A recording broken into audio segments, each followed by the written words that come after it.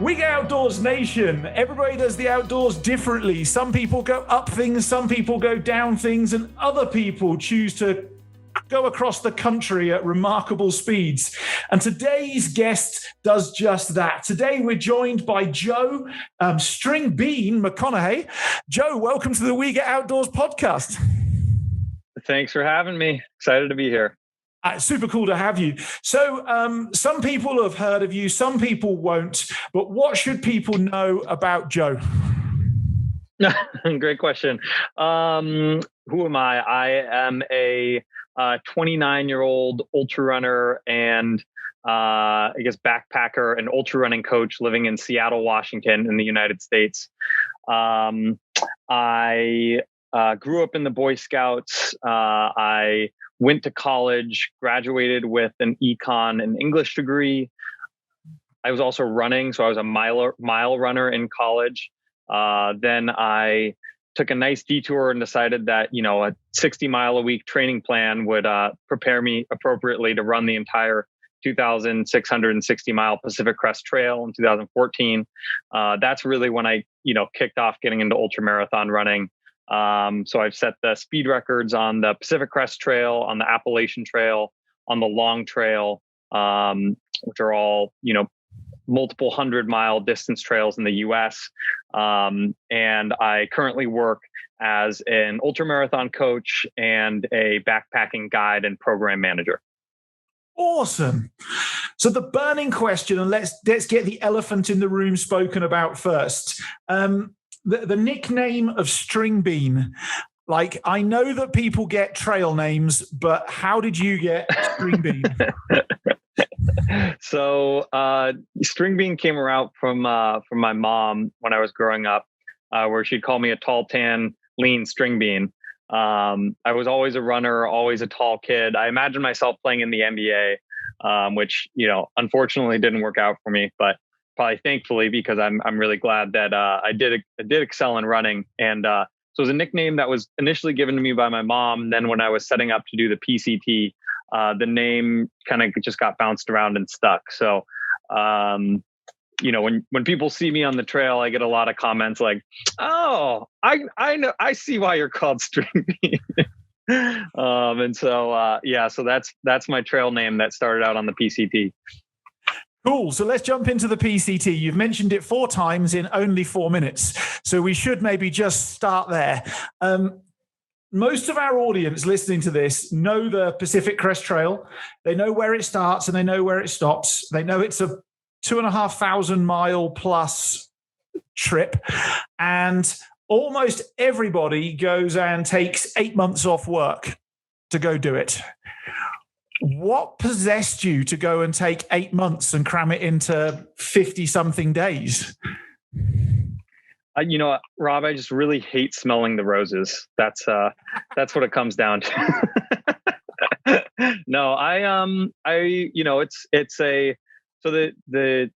it's not necessarily what I did has evolved into this, but a running and backpacking style that's gotten to be more popular is something called fastpacking.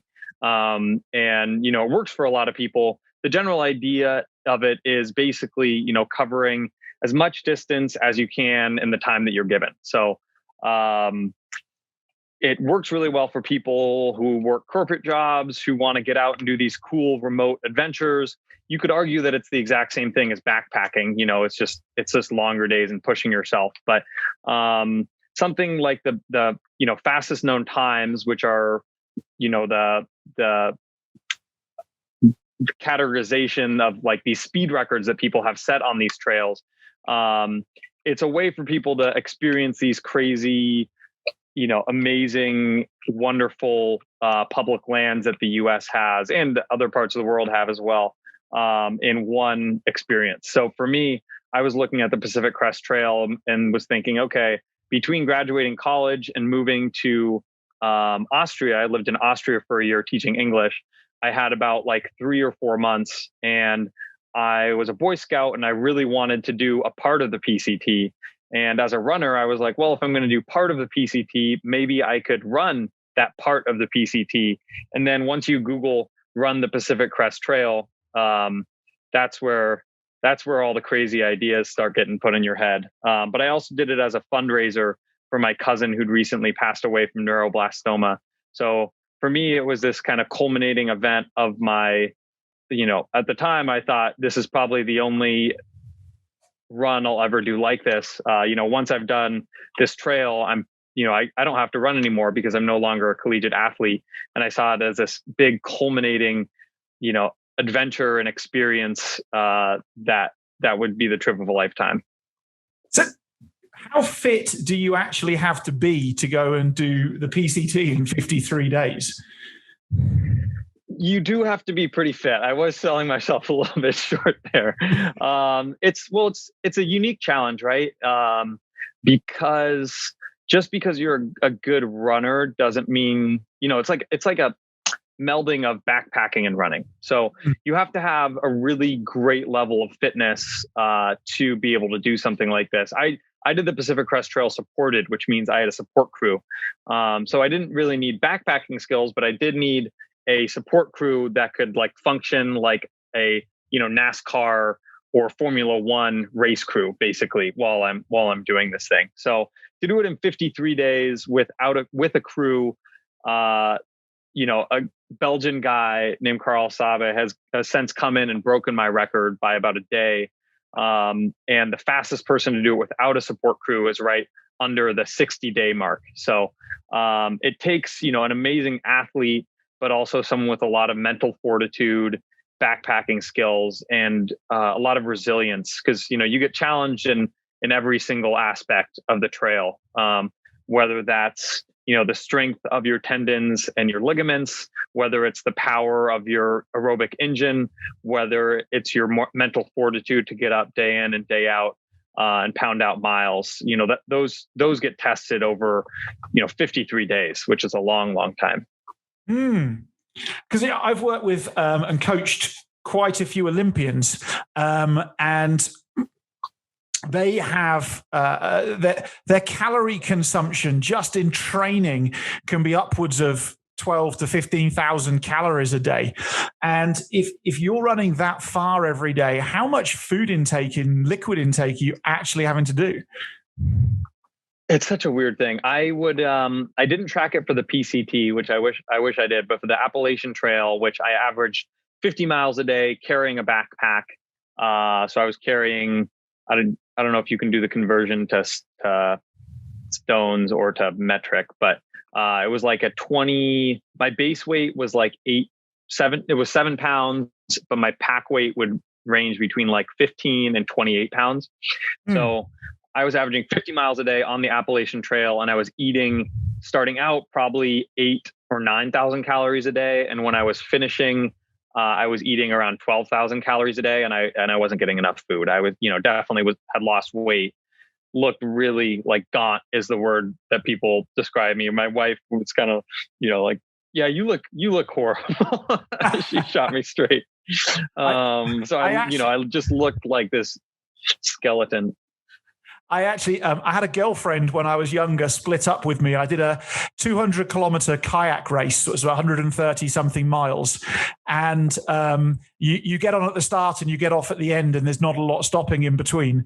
And, we measured, we burnt about 16,500 calories during the race.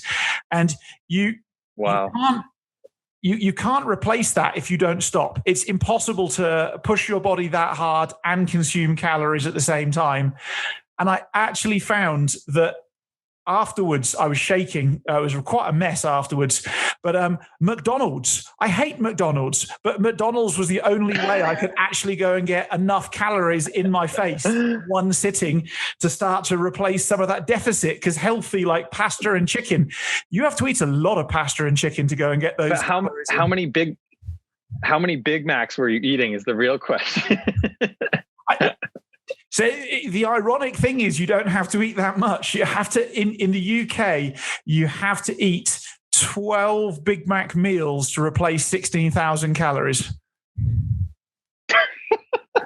That's all? That's all. That's it. Like a Big Mac every hour for half the day, and you're done. Check. That's it. 16,000 calories done. What's the the swimmer Michael Phelps, the multiple Olympian, got all the medals guy. Of course.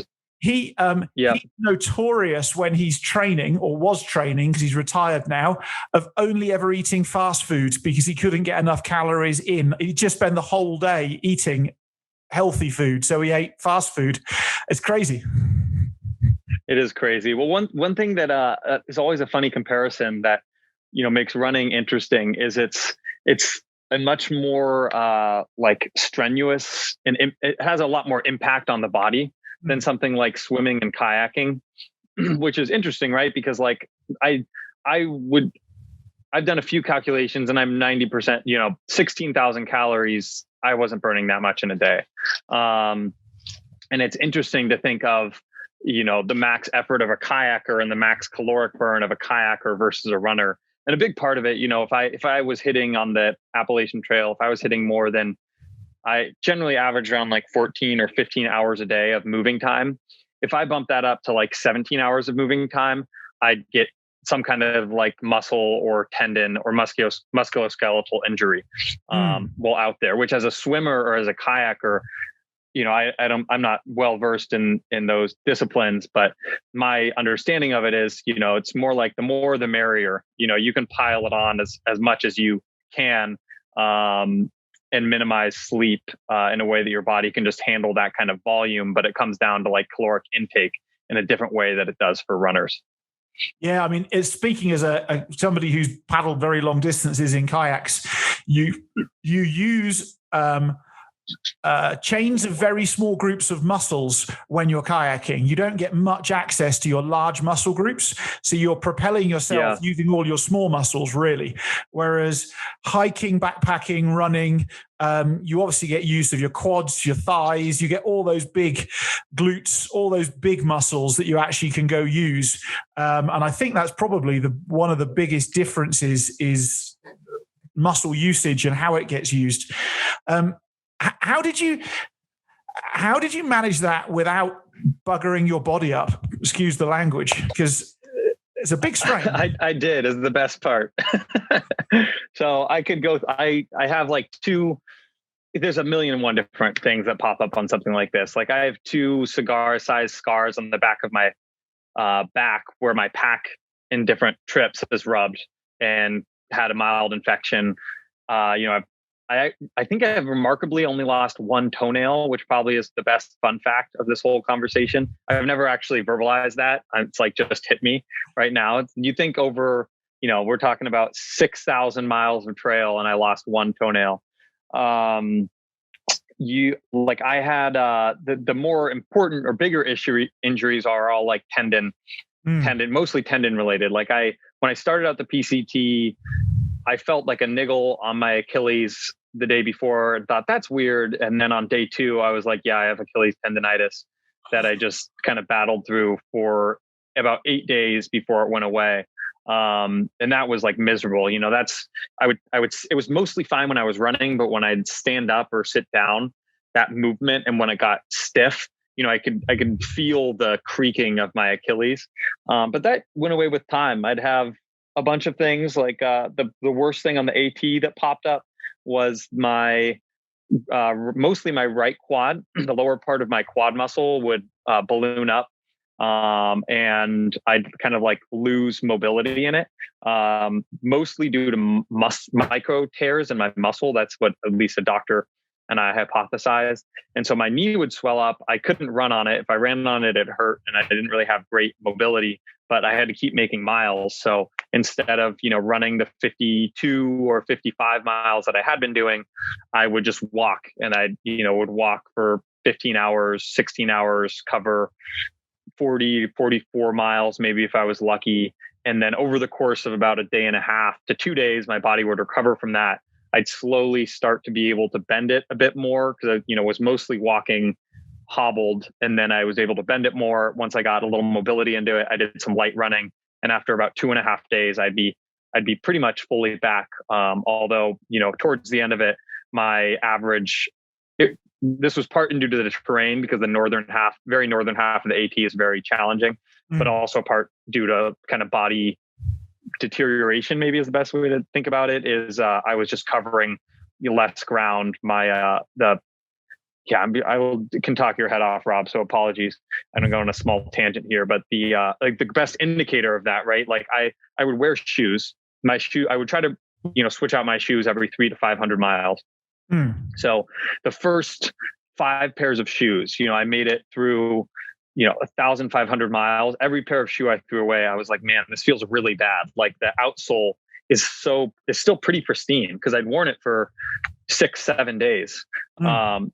When I got to that northern section, my gait had changed so significantly that the last pair of shoes I got about 150 or 200 miles out from the finish, and that bottom of that shoe looked like it had been, just scraped against a rock constantly, and it was in much worse condition, only having like 150 miles on it than the shoes that I had worn earlier because I was dragging my feet. Because my gait had changed over time. Jeepers. So how do you balance in this ultra running world the desire to push through and keep going because you're pretty convinced it'll be all right, and then the judgment of actually, if I push too hard, I really could snap my Achilles, or I really could have a very limiting injury that's going to happen to me? How many days was your kayaking trip that you were talking about earlier? Do you remember? The 200 kilometers I did in 16 hours. Oh, 16. Okay. So that was a day effort. So compare that like day effort.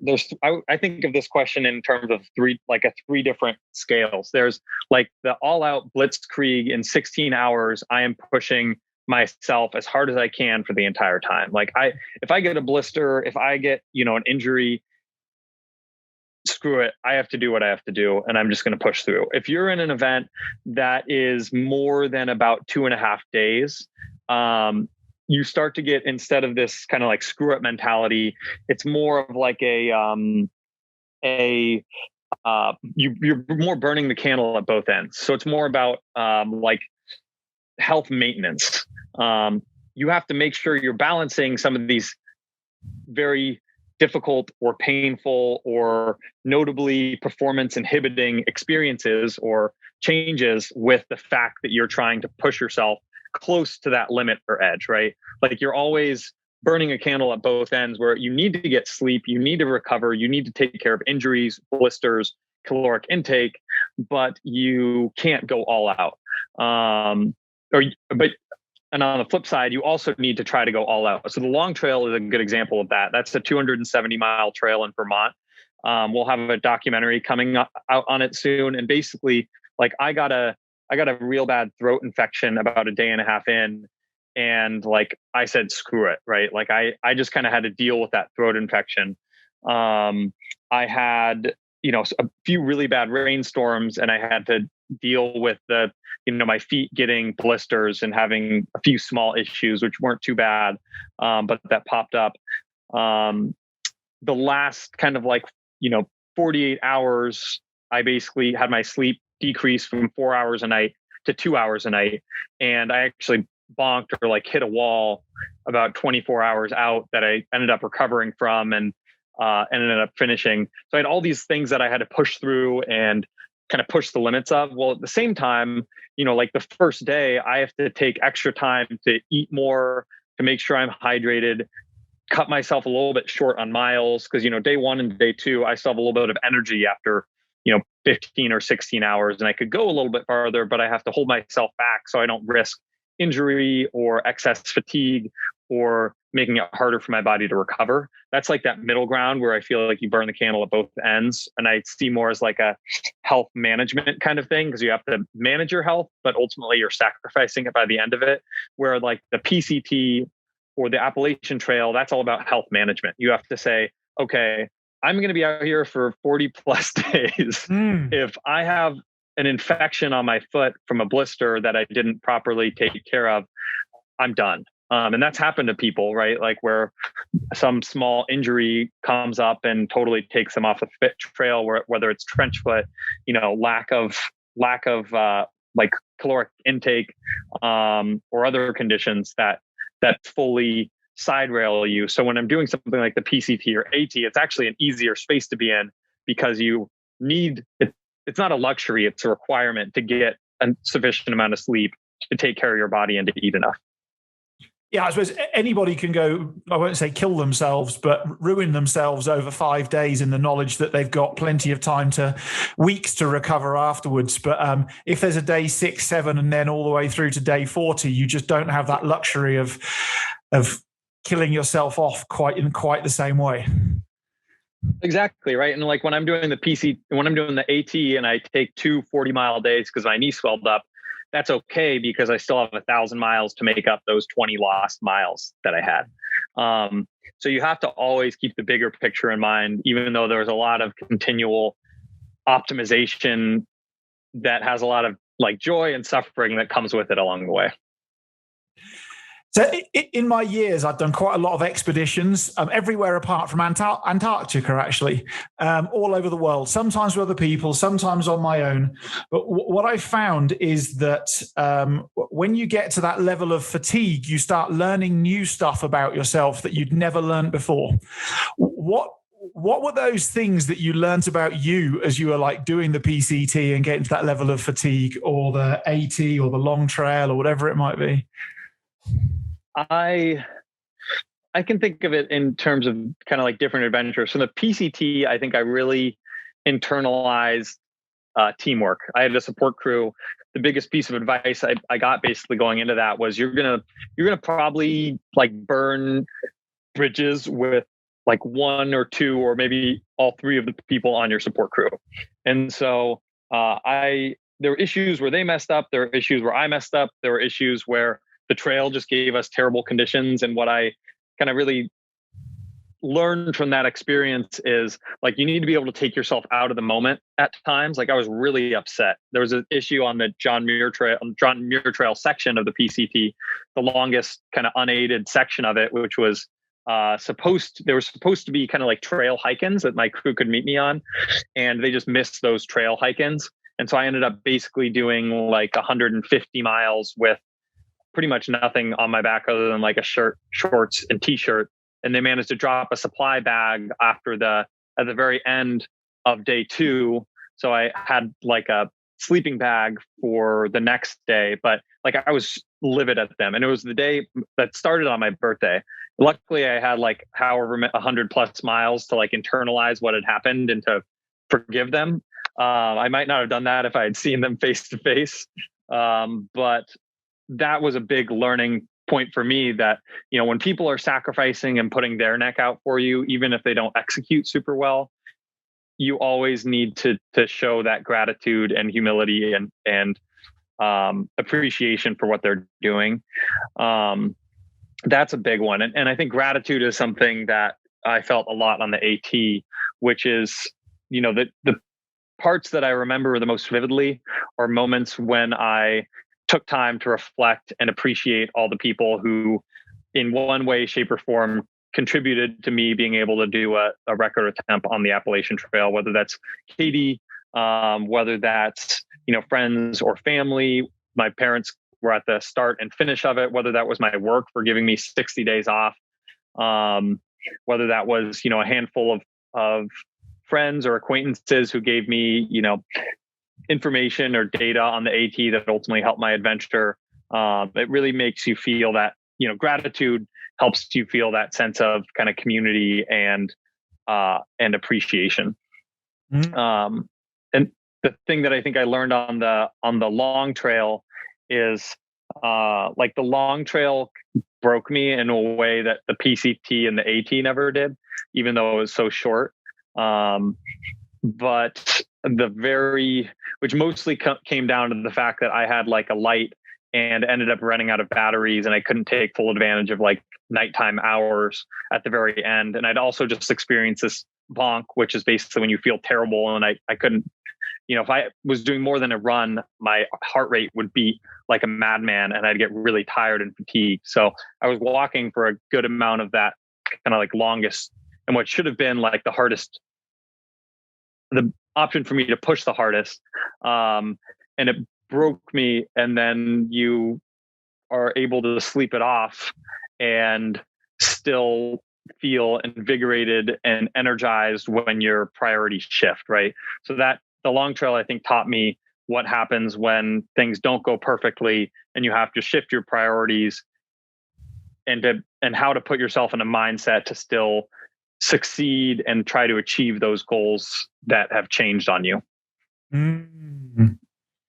Awesome. I've got a guilty thing that I'll share with you, that when I get hangry and I'm hangry, like angry and hungry at the same time, and I've been at it for 12 plus hours. Fruit cake, like Christmas cake with marzipan and icing. Don't ask me why, but all I wanted, I've had this on more than one occasions on long escapades that I've been involved in. And somebody from the support crew says, "What do you want?" And you spent all of this time carefully planning out your calorific budget, so on and so forth, with what you think is the right food. And suddenly I go past a certain point where all the right food has no interest to me anymore. And all I want is Christmas cake. That's my guilty secret. Let there be fruitcake. Let there be fruitcake.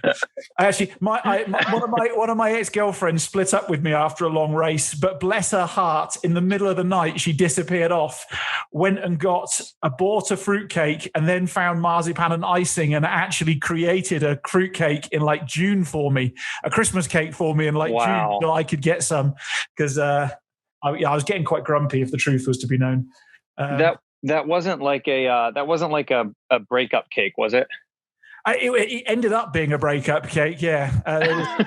There was, and if Catherine's watching this, I'm ever so sorry, but her parting words were, "I don't think I can stay with a guy who does this to himself."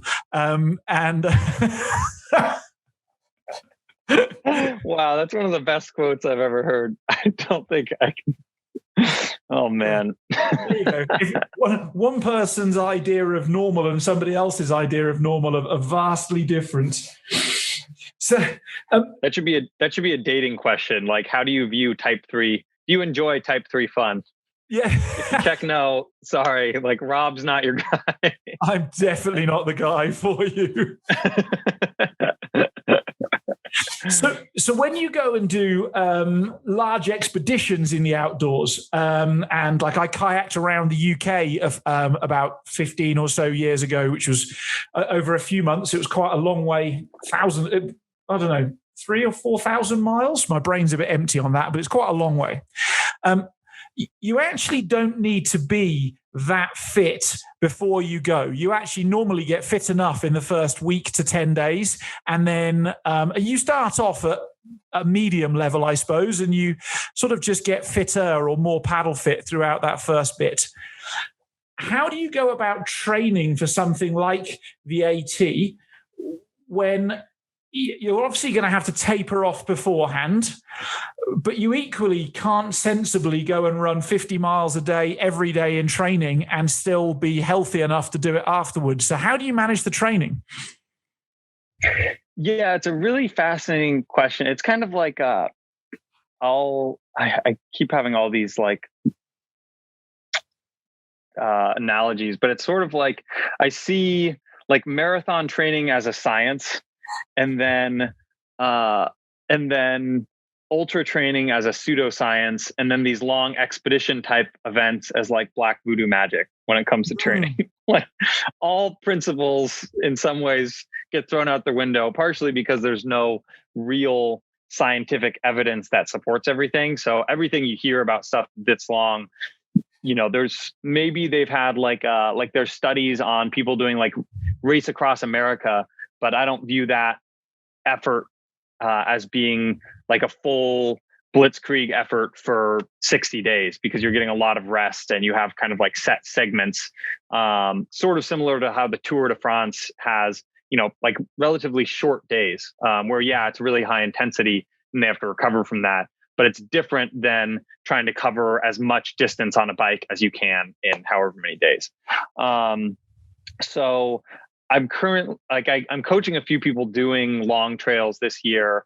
And it's pretty interesting to play around with.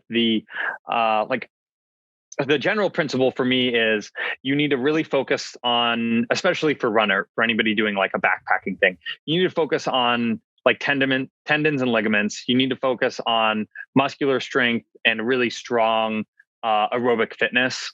And the best way to do that, at least with what we know, generally follows like an ultra training plan with extra strength incorporated, and like doing things that try to mimic race specificity, such as like doubles or triples or back-to-back long runs are great. Training runs, like fast-packing training runs, anyone I coach doing something like this, because the gear side of things is just as important if you're doing it self-supported, but also the crew side of things is just as important if you're doing it supported as your actual fitness level. So when I'm gearing someone up for this, the like training overnight efforts, and I'll often give somebody like, hey, go do 3 miles or 90 miles over 3 days with the backpack that you're planning on using, and giving that to them a few times in the training block. But I don't give them like a prescription to run 150 200 miles a week, 300 miles a week, which you could do, but the most bang for your buck you're going to get as an athlete, even as a backpacker, is going to come from running fitness.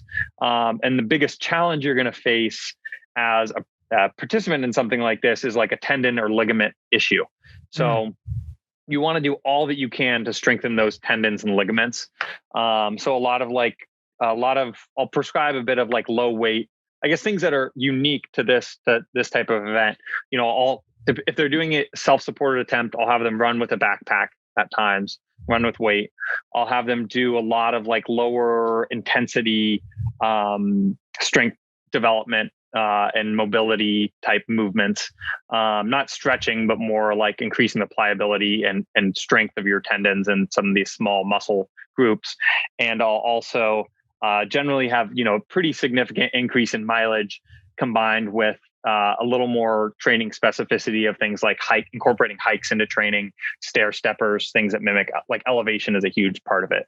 And the biggest question for me that I don't know the answer to, but that, I think is a really interesting question, is a huge challenge for something like this. Like the traditional taper, like you discussed, applies to like marathon running, right? Basically, you're giving your body a chance to reset different hormones and to kind of like relax for a week and a half or 2 weeks or 2.5 weeks before an event, so that you can hit your race as hard as possible.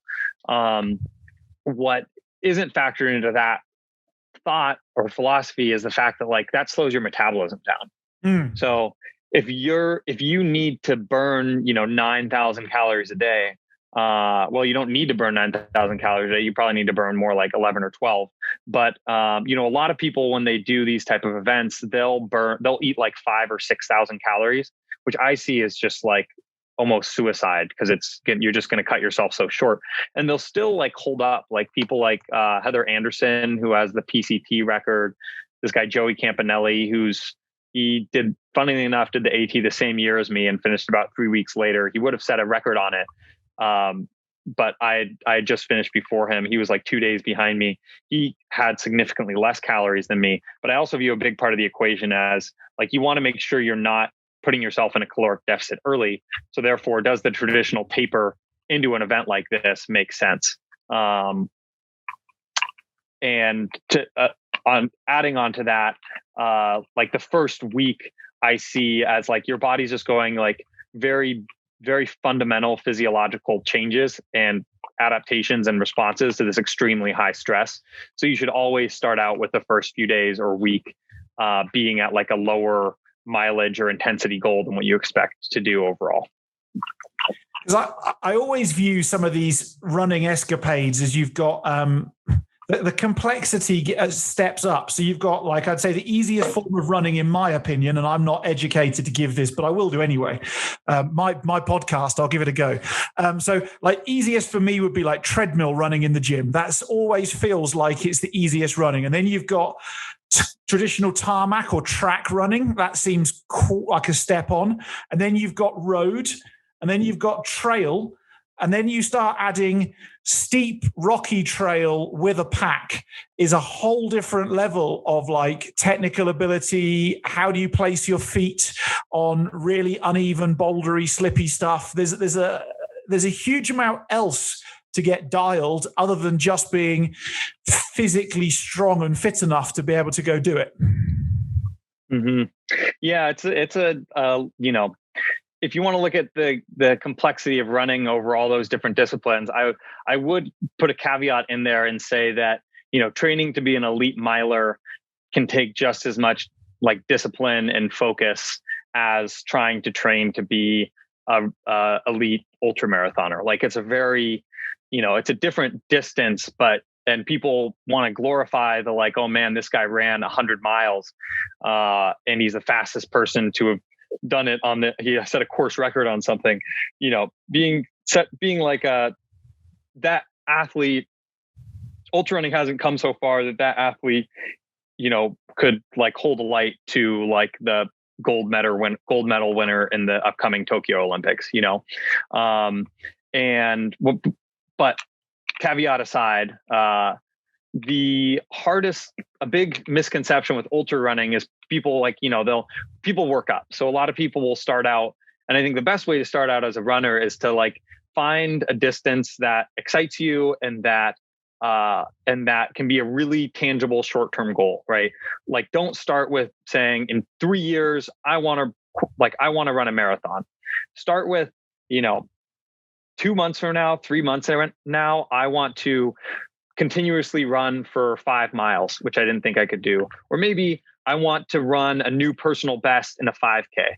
Or 6 months from now, I want to do a half marathon. You need those like, goal setting is really important, of course, for anything like this. And the biggest thing about running is you just have to go out and do it, right? People are especially sensitive as beginner runners to the intensity and effort that they're running. Partially because when you run 2 or 3 times a week, you're going to scrutinize every single run that you do, how you felt, what felt difficult.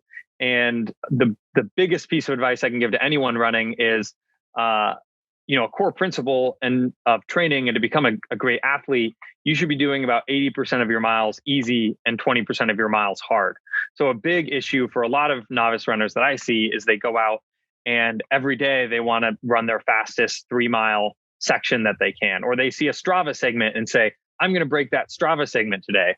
And they do that for every single run, when in reality, you're going to set yourself up for injury or overtraining, or you're going to jump into it too quick if you always train at a high intensity as you're getting into it, or even as an elite athlete, right? Like if you look at an elite athlete, they're generally following that 80-20 principle, which is actually where it originated from. I had a running coach about 12 or so years ago in the UK. I had a goal of doing the London Marathon, which I haven't actually achieved yet. Maybe one day. There's still time. But what really frustrated me was for the first few weeks, I spent almost as much time walking fast as I did actually running.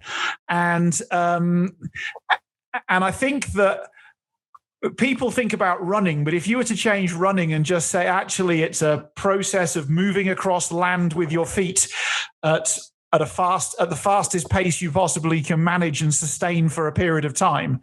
Actually, for some people, starting off walking is a perfectly sensible place to be. Like if you struggle to walk 2 miles without losing breath, maybe we should get that bit dialed before we go and try and be a jogger or a runner or anything else. Yeah, and that all comes down to the hardest thing in our society is like it's so easy to compare yourself to anybody. Like apps like Strava exist, so you can see what your friend runs who's not a legit runner, but they still run every run faster than you do. You go out and you see like fit skinny people or a certain like body type that you associate with, like that's what you have to be a good runner. I have like one of the people that I'm happiest to coach is this guy. Actually, he's like 270 pounds. He admits that he's, quite overweight. Yeah.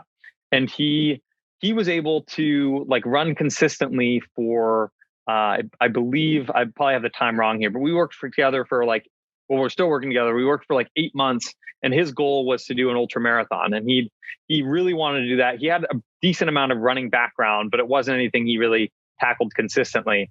And by the end of that 8 months, we put him through a 50K on this, like, because all the races got canceled in 2020, it was a pretty technical 50K with, I think, like 5,000 feet of gain, or maybe like 1,700 meters of gain. And like, he did it. It took him 12 hours. He walked a lot of it. He hit some high points. He hit some low points. And when he got done, he was like, that is the coolest thing I have done as a runner. I want to do more of these. I was worried I was going to break him, but it really, that type of goal was so inspiring to him and really what he wanted to get after. And, it also, in addition to being like an athlete, it's also a trajectory in him becoming like a fitter adult, so he's lost a fair amount of weight. All his, workouts are significantly faster. His long runs, instead, he messaged me one time. He's like, Joe, you realize that like when you give me a 12-hour or a 12-mile long run, that's like 3 hours, right? Or 3.5 hours. Nope. Like that's right. That like totally, I didn't connect those dots as I should have, but that like emphasized to me, it's really easy to put yourself in a box and compare yourself to other people. But if you're walking and your heart rate is at 160 or 150, you're doing the same intensity of effort as someone who's running and their heart rate is at 150 or 160. Would that be a good goal for people who want to get out and get fitter? Because I mean, doing some running midweek, if your hobby at the weekend is going hiking or whatever it may well be, is that as you're out midweek, getting your heart rate consistently at that 150 to 160 range? Would that be a good goal for people, regardless whether it's walk, run, or anything else? A good goal is actually, I would, it's a little bit different. As you get older, your heart rate, those what are called heart rate zones for athletes slowly decrease. So generally like 155 or under is what I'd consider for someone who's like a younger athlete, maybe like 145 or 150 for someone who's a little bit older, or who just has like a lower max heart rate basically.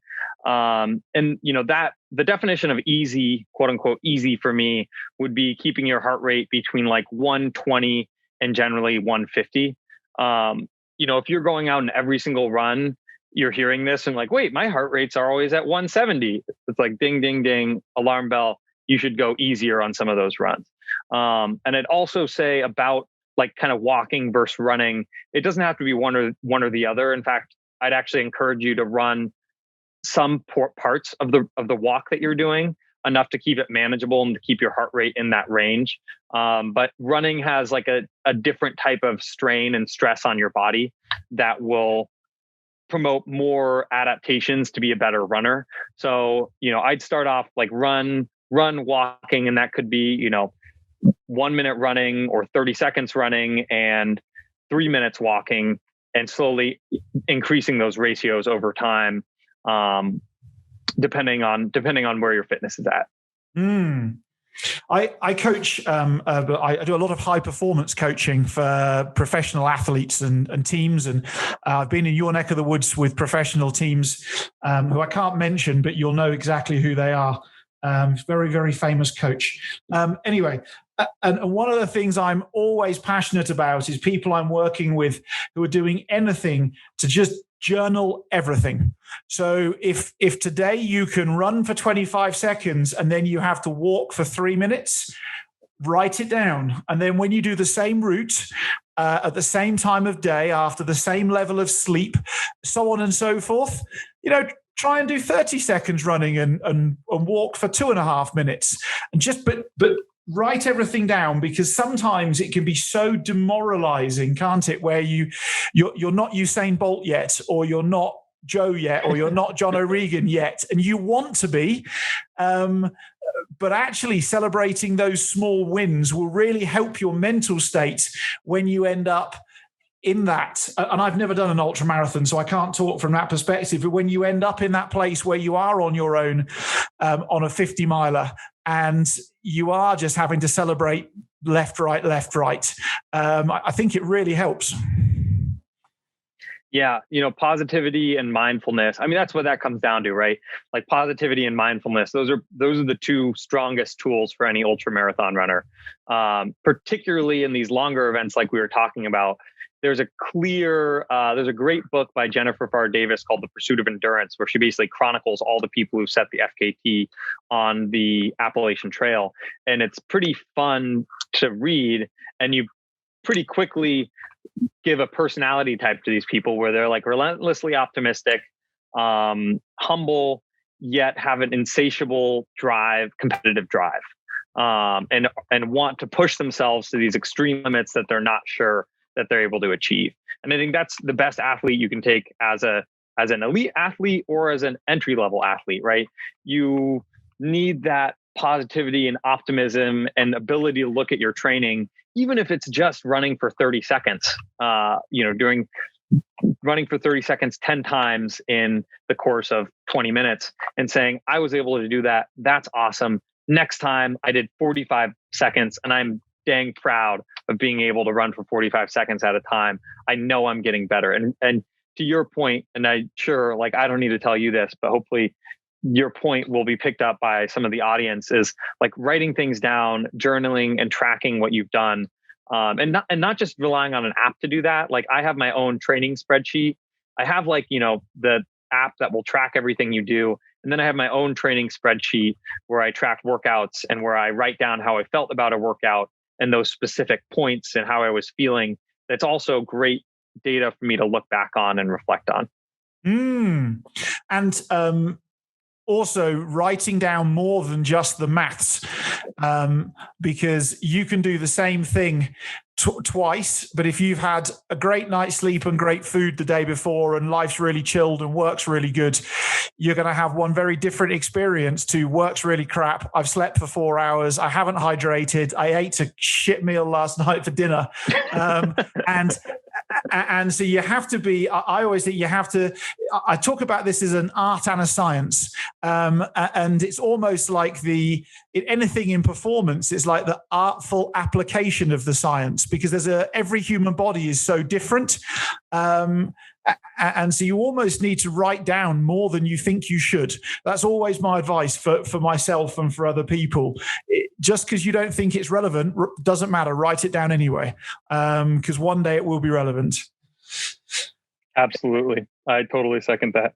I got stuck in Chicago O'Hare Airport quite a few years ago on my way back to the UK. And I got stuck there for almost 30 hours in the end with snow and all sorts of a mess. And a guy there who I got chatting to me gave me a book that I think was entitled Born to Run, that's around native Mexican Indians, Copper Canyon, having big parties, and then running barefoot for obscene distances. I guess I just want your take on, like, how do they do it? Is barefoot running really a thing or advisable? What's your take on that book and what those guys get up to? I actually just reread it, so this is very topical. Yeah, Born to Run, a little more background on the Born to Run book. It sort of like revolutionized or thrust ultra running into the mainstream. Like before that happened, forget who I was talking to about this, but when you look at like the athletes who were like the elite endurance athletes at the time, before that book, for the most part, this is a general statement, but a lot of them, were like sort of cowboys and doing, whatever training suited them. And there was it wasn't like a fully matured or developed competitive field. After that book came out, it made ultra runners take a little more scientific approach and also attracted some really like high talent runners that kind of changed the ultra running elite scene. And the core premise of the book relates back to the Tarahumara Indians who you mentioned. And they live in these remote canyons in Mexico. And there's all these kind of mythological reports of them over time, like what happens to a lot of indigenous cultures. Basically, that boils down to these people are superhuman, the superior born to run endurance athletes of the human race. I think the biggest thing I'll mention, and the thing that I think the book does the most injustice to, is like Christopher McDougall is a very sensationalist writer. He is someone who has written for a lot of like news publications and knows how to make a captivating, gripping story. And he takes a lot of stories and really like extrapolates them and makes really large claims that are gross over exaggerations or just like wrong. So rereading it, I was like, when I first read it, I was like, these people are so cool. These people like superhuman. Oh my God. I was a total fanboy. And then rereading it, I was looking at it, I was like, no, this is like a lot of like misappropriation of like a Mexican Indian tribe. It's a really like one-sided approach to their cultural traditions. And it also like really puts ultra runners in a very like narrow framework as these kind of like, crazy people who are super amazing athletes who know exactly what they're doing, which, like I described earlier, right? Anything that's in the ultra running community, there's a lot of experimentation, and that's what makes it so fun that goes into it. There's a lot of mystique behind that. When it comes to the barefoot portion, it hasn't really stood the test of time. Like if you look at like shoes that are produced today, like carbon fiber plates, protective trail shoes with an appropriate amount of like cushioning and support, right? Like Hoka shoes, they're all designed around support and cushion.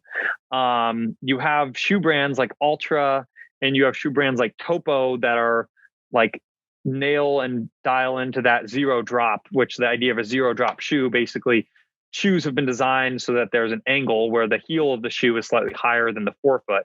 And no major shoe companies are adopting like a zero drop model. And what's happened is a lot of people got injuries trying to adopt to running barefoot or trying to adopt to a lot of what McDougall talks about and makes an argument, which is the Tarahumara who run in these sort of homemade sandals. And one of the funniest quotes that anyone who's interested in this, I recommend that you watch. There's a 30 for 30 document called I want to say it's called The Infinite Race, but correct me in the show notes or if there's a place for you to do that for readers. But it's an ESPN 30 for 30 documentary.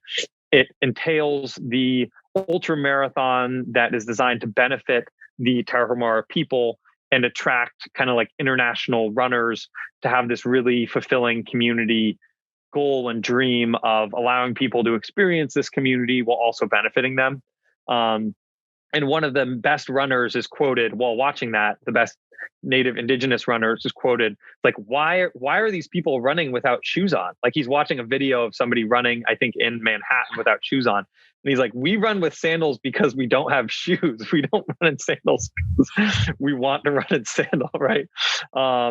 And what that comes down to is like, you're taking American runners who don't have any kind of like structural developmental base for running barefoot and running without shoes.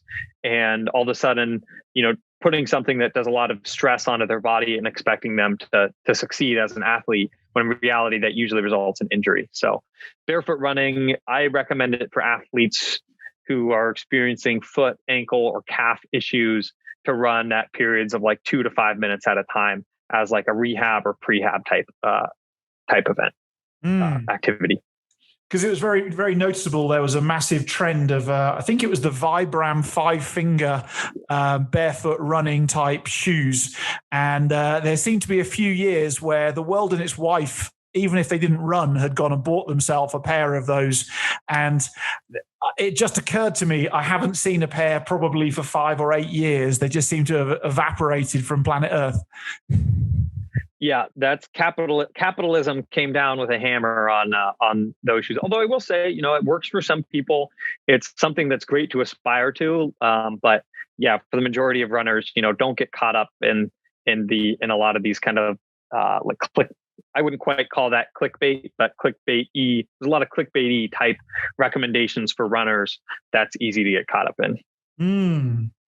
Now, in another book that I recently read David Goggins' autobiography, and he's obviously been a Navy SEAL, and he's obviously gone and done some crazy races. And it struck me in that his mental state probably is 50% of his fitness. The Goggins approach. Yep. Yeah, well, that's it. Like, you can't help me, you can't beat me, you can't this, whatever else. There must be a stage where your body wants to give up, and it's your mind that has to keep your body going. Have you experienced much of that, or how do you help other people with that? What's the thought? Yeah. So on these longer events, that inevitably comes and goes, right? Like anytime you get injured, anytime you're behind pace, you didn't realize the implication of what like a 3,000-foot climb would do to your running pace. It's really easy to get and beat yourself up about those kind of things. And like there's a mantra in ultra running that's basically like relentless forward progress, which is a really fun mantra, right? It's like, no matter, even if the ship's sinking, relentless forward progress. I'm always making positive grounds, even if that's walking or crawling or rolling on my side down a hill. And yeah, Goggins, I think, has fit a great need for a lot of people. And to hear that, since he has a military background, he's a very captivating speaker and is able to speak about mental toughness and endurance in ways that you don't really hear a lot of people. Like he takes a kind of unique approach in most ultra runners, where a lot of ultra runners are soft spoken and more internal focusing, where Goggins is so good at getting and talking about motivation and pushing yourself through these different goals and challenges. For me, I take a different approach, right? Like gratitude is something I talked about earlier. Not to say that he doesn't practice gratitude, but I don't operate in that kind of mindset where I'm always telling myself, push harder. Like, you got to go harder. You got to beat the next guy. Someone's coming after your record. You got to push yourself. You need that competitive edge. But for me, it's more about the mental state that I see happening when I do longer events, mostly ultras. Is it's like a black and white framework where either what I'm doing is going to help me get to the finish line as fast as I can, or it's not. And there's no in between. There's no middle ground for, oh, well, if I stop and take this picture, that's nice. It's like, if I stop and take a picture, that's going to slow me down. Like, nope. Oh, if I go and, eat these 200 calories that I need to eat right now, that's going to help me. Even if I have to walk for a little bit while doing it, that's going to help me late in the race. So I'm 100% doing that. And as the event gets longer, that like black and white clarity is easier to distinguish and easier mindset to get you in. For someone who's just getting into running, I would say what we talked about with positivity and goal setting is huge, and holding yourself accountable is huge. And also, that does sound kind of cheesy, but like really believing in yourself and knowing that you're capable of doing something like this, which that might be running a new distance, running your fastest time. Even if you're not able to do now, it's just about getting yourself in the right state and right fitness to be able to do so. So, that's the funniest thing about running, which we've talked about a little bit, is, a lot of people, they want to break a 3-hour marathon, and then all of a sudden it's a 250-hour marathon, and then it's a 240-hour marathon, and then it's a 235. There's always that kind of like ladder of next step goals and lack of fulfillment that people have happen through running, and you're constantly jumping from goal to goal as you achieve them. But it is really important to recognize those goals that you hit. And, when your new goal is to run a 240 marathon and you think, wait, 4 years ago, I didn't even think I could run a 3-hour marathon. I need to celebrate that and realize that I'm making great progress, and that I'm not a shitty runner, and that I am an actual runner. Like, that's a big thing for a lot of people. A lot of people who run don't identify as runners, which I think is just ridiculous. I agree. I learned something very interesting from a counselor in who works in Alcoholics Anonymous, and not that I was there as a client, but he was talking though about the process that they go through to help alcoholics stop drinking. And it links back to goal setting, because one of the first things they say is, well, you call yourself an alcoholic and you have to drink, but do you think you could do 5 minutes without drinking? And almost everybody will say, yeah, I could do 5 minutes. And then they do 5 minutes. And then they say, well, do you think you could do another 5 minutes? And ultimately, they do hit a wall where they want to have a drink again. But normally it's around 20 to 25 minutes, whereas previously they'd have described themselves as I drink the whole time.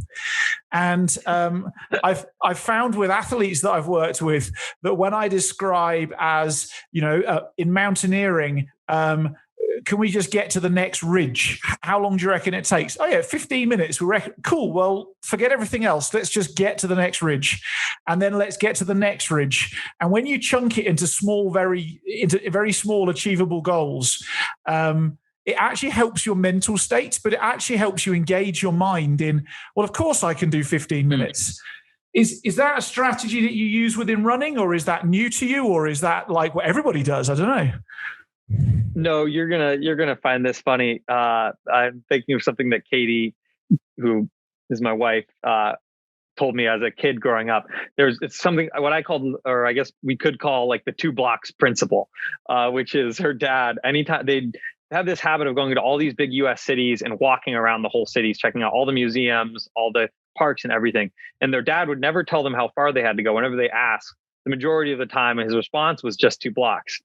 and he did that for, probably like a decade, I'm guessing. I wasn't there, but it's that simple goal setting that works with children, seems to work with alcoholics, works with runners. Those short, simple check-ins and short, tangible goals are so vital and important to running. I see it the same way. For me, like the toughest part about my week usually is getting myself out the door, because I'm self-coached, and there's great things about that, and there's obvious pitfalls about being self-coached. And one of them is like getting out the door and executing a workout that you're not totally sure if you can execute, which is like a really hard tempo or interval session workout. And I'm getting back into this training block because I tried to go after like 100-mile track event, like a solo effort in mid-December. And I'm just now starting to amp my mileage back up again. Obviously my fitness is quite a bit decreased from what it was. And I, go into this workout with these lofty goals. I don't quite hit them. But today, a day later from my workout yesterday, I'm really stoked that I actually got myself out of bed, put myself through, 25 minutes of really hard, high intensity mileage. Even though I didn't hit my times, I'm really proud of myself that I was able to get out the door and execute something at 90% of what I thought my goal was. But the fact that I went out and did it is still a really gratifying and exciting experience for me. You just touched on something very interesting there. Often the hardest bit is getting out the front door.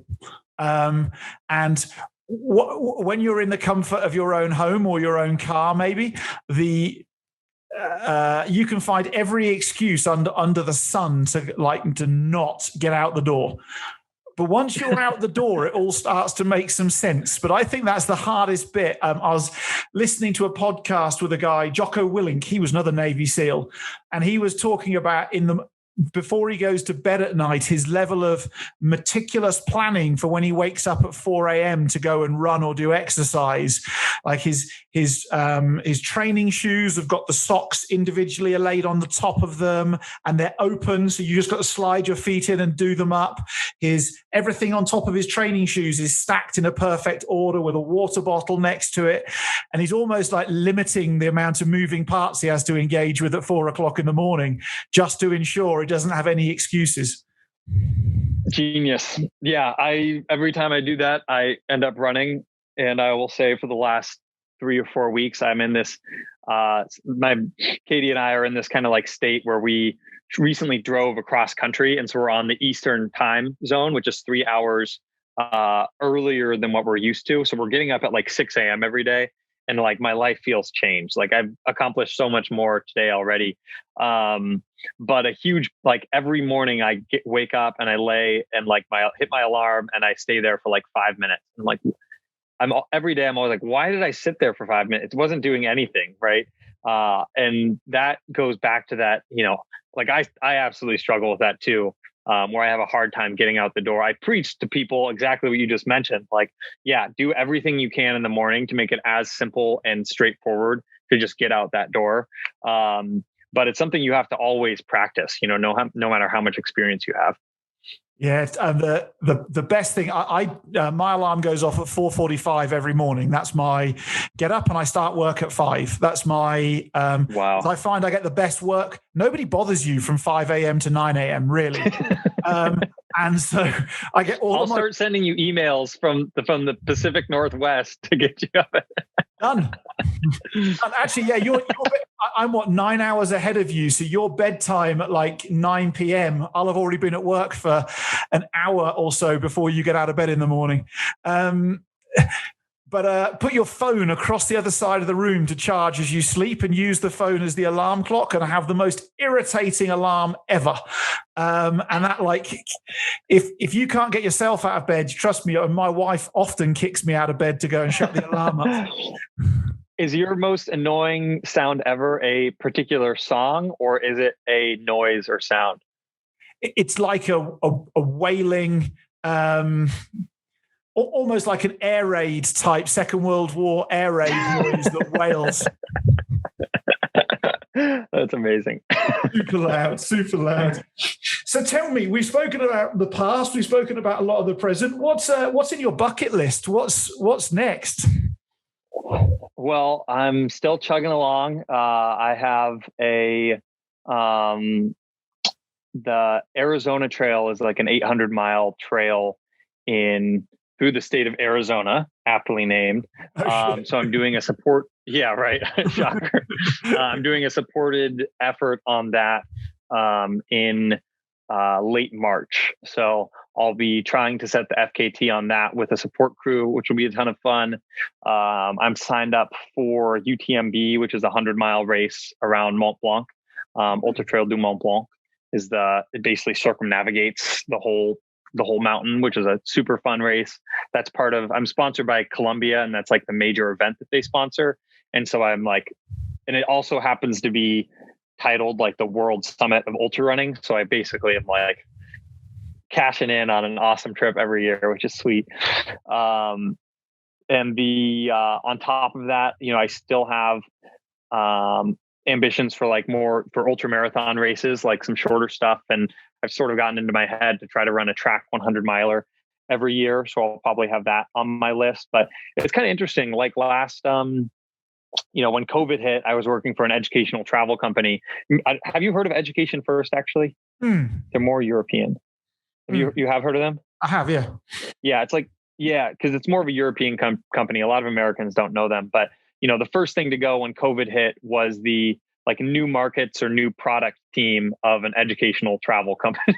So I was let go, but it also worked out well because I've been like growing my coaching business and started coaching maybe a little over 3 years ago. So I kind of made the jump into that. And then I also am working as like a program manager for this guy, Andrew Skirka, who was like the National Geographic Adventurer of the Year in 2008. He's known for doing these big, long, crazy treks. One was like an Alaska Yukon expedition that was, I forget how many, many months, but basically a really remote and kind of like the first time someone traversed that and connected all that together. He coined the Great Northwestern Loop, which is like an 8,000-mile loop connecting the Pacific Crest Trail, the Continental Divide, and he had to average like 33 or 35 miles a day doing that. He launched a guiding business 10 years ago, and I've been working a lot with Andrew. So I've been making it sort of with a less conventional lifestyle recently as Andrew's program manager, a backpacking guide, and as an athlete. So it's and as a coach. So it's kind of a fun time in my life where I'm seeing all these channels take off, even though I've been doing a lot of this stuff for like 6 years. It's starting to take off a little bit more professionally for me, which is pretty cool to see. That is superb. And if people want to come and get in touch with you, follow you, maybe get some coaching from you, what's the best place for them to find you? Sure. Yeah, I'm on Instagram, the string bean, or the string.bean, apologies. I also have a blog. That's where a lot of my like coaching info lives. So that's the stringbean.co, co. Not, com is too mainstream these days. You got to go with the budget URL. No, it's a lot of fun. The second guy I ever started coaching, we recently started writing articles on fastpacking. So that's been a lot of fun of kind of this, light strategies for like lightweight. It's not quite ultralight backpacking. You could argue it's the same thing, and it conventionally essentially is, but it's been fun like writing a bit there. And you can also follow me as like an athlete on Strava, or wherever else people find people these days. And I guess I'll also have to plug my the long trail that I had talked about. I have a buddy who helps me make documentaries, and he's putting together all the footage from that, which should be probably free on YouTube at some point in the next few months here. Awesome. Cool. So folks, if you want any of those links, they'll be in the show notes beneath, or wherever the show notes are that you're listening or watching to this on. Joe, I just want to say thank you to you. As somebody who's been in the outdoors as a professional for 26 years now, I'd always had things like the AT and the PCT and all those other things as many, many, many months. And when I found out that I was going to be talking with you and saw that you'd done it in many, many days, you're proving to the world that that whatever we believe is normal doesn't have to be, and we can make a choice around our version of normal. And I love it when people do like Matrix stuff and can go and bend bullets or whatever it might be. So thank you so much for proving to the world that that normal isn't really normal.